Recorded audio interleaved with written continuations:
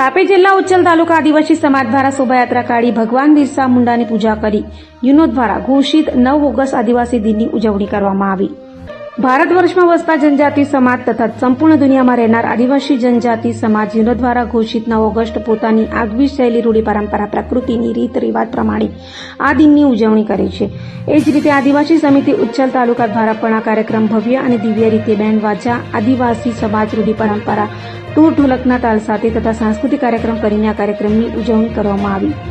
આ કાર્યક્રમ ઉત્સવ તાલુકાના આદિવાસી સમાજના પ્રમુખ શ્રી ધીમુભાઈ ગામિત સમાજને એમ કહી આ ગૌરવશાળી સમાજને આગળ વધવાનું આદિવાસી દિન નિમિત્તે સૂચન કર્યું। આ કાર્યક્રમમાં ઉપસ્થિત નિઝર વિધાનસભાના માજી ધારાસભ્ય સુમન ડેરી સુરતના ડિરેક્ટર શ્રી સુનિલભાઈ ગામિત પણ સમાજને એમ કહી સમાજને તથા અન્યાય સામે અવાજ ઉઠાવવા તથા એમ કહી સમાજના સર્વાંગીણ વિકાસ માટે આપણે એમ રહેવું જોઈએ તે રીતે એમણે પણ સમાજને જાગૃત રહેવાનું આહવાન કર્યું। આ કાર્યક્રમમાં આદિવાસી સમાજના વિવિધ સંસ્થાના આગેવાનો અને હર હંમેશ સમાજને સાથે લઈ દેશનું રક્ષણ કરીએ। સરકાર જે આદિવાસી સમાજને અન્ય કરે છે ત્યાં એમ કહી લડત લેવા માટે પણ સૂચન કર્યું। ભારત માતાની સેવા કરીએ તેવા પ્રણ લીધા અને ખાસ કરીને આપણે તો અહીં વિશેષ કરીને જનજાતિ સમાજના જનનાયક ભગવાન તરીકે જેને પૂજા થાય છે એવા ભગવાન બિરસા મુંડાની પૂજા કરવામાં આવી અને તેમની સાથે સ્વતંત્ર સંગ્રામના વેગડા ભીલ પૂજા ભીલ રાણી ગાર્ડનનું જે ક્રાંતિવીરોએ સમાજ રાષ્ટ્ર માટે સંપૂર્ણ સમાજ માટે જીવન સમર્પિત એવા મહાન ક્રાંતિવીરોને પણ યાદ કરવામાં આવ્યા અને સમાજને તેમની જેવું કામ કરવા માટે આહવાન કરવામાં આવ્યું।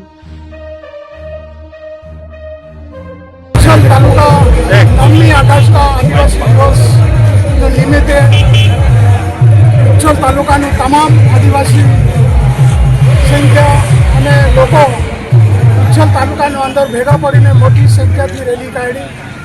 આ રેલીની અંદર બધા ઉપસ્થિત થઈને વિશ્વ આદિવાસી દિવસની માટે ખૂબ જ એક મોટો આનંદ લઈને આગળ વધતા છે।